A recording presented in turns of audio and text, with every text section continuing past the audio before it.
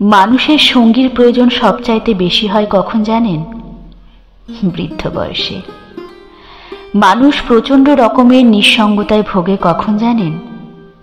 বৃদ্ধ বয়সে। মানুষের বন্ধুর প্রয়োজন খুব বেশি হয় কখন জানেন? বৃদ্ধ বয়সে।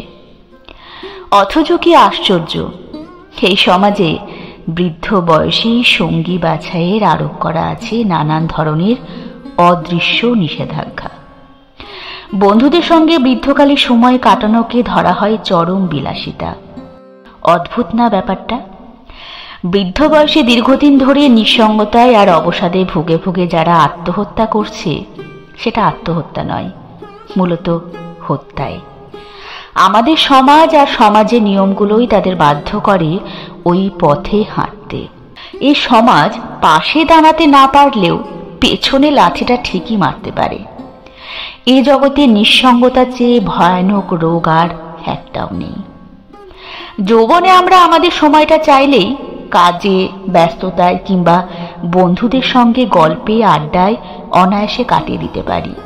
যে সময়টা আমরা চাইলেই কোনো না কোনো একভাবে ঠিক কাটিয়ে দিতে পারি, সেই সময়টাতে আমাদের বলা হয় সঙ্গী নাও, বন্ধু নাও, আনন্দ করো।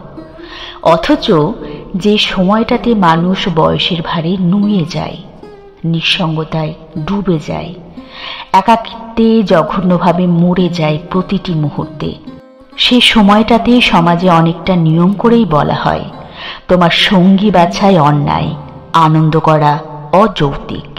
উদ্ভট না এসব নিয়ম? মানুষের যতই বয়স বাড়ে সে ততই জীবনের রং হারাতে থাকে। যতই বৃদ্ধ হয় মানুষ ততই একা হয়ে যায়। কাছের মানুষেরা দূরে সরতে থাকে, বন্ধুরা হারাতে থাকে, অত্যন্ত প্রিয় সন্তানেরাও ব্যস্ত হয়ে যায়। কেউ তাকে সময় দিতে চায় না কিংবা পারে না। ঠিক এই সময়টাতে একজন মানুষের প্রিয় বুকে মুখ গুজে চুপ হয়ে থাকাটা খুব দরকার। আবল তাবল কথা বলে খিলখিল করে হাসতে হাসতে বন্ধুদের গায়ে ঢলে পড়াটা সত্যিই দরকার। হ্যাঁ, এই বয়সেই দরকার অগাধ প্রেম, অশেষ বন্ধুত্ব কিংবা তথাকথিত অযৌক্তিক আনন্দ যাপন। অথচ এই সময়টাতে যেন সবই ঘোরতর অন্যায় হয়ে দাঁড়ায়। আমাদেরই তৈরি সমাজের কাঁটাতারে বেমানান ট্যাগ দিয়ে যাদের চামড়া আমরা ছিলে নিই, একদিন সময় গড়িয়ে সেই একই কাঁটাতারে তাদেরই মতন আমাদের চামড়াও ছিঁড়ে যায়। আমি চাই প্রেমের কোনো বয়স না থাকুক, সঙ্গী বাছাইয়ের বয়সের কোনো সীমানা না থাকুক। বৃদ্ধকালে হো হো করে হাসতে হাসতে গড়িয়ে পড়াটাও কেউ অভদ্রতা হিসেবে না ধরুক। আমাদের দৃষ্টিভঙ্গি বদলাক। ৮০ বছর বয়সে বিয়ে করতে চাওয়াকে কেউ ভীমরতি না বলুক।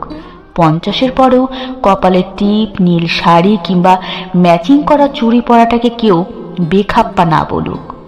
স্বামী মারা যাবার পর লাল শাড়ি পরাকে কেউ ঢং না বলুক। সন্তানদের বিয়ের পর যে বিপত্নী কিংবা বিধবা মানুষটি একাকিত্ব ঘোচাতে বিয়ে করে তাকে নিয়ে কেউ ঠাট্টা না করুক। আসুন ওদের বাঁচাই। কিছু মানুষের কাছে সঙ্গী বলতে মোটেও যৌন চাহিদা মেটানোর বস্তু নয়। একসময় মানুষের সঙ্গী লাগে শুধু ২-৪টে কথা বলার জন্য, পাশাপাশি বসে ফিক করে একটুখানি হাসার জন্য।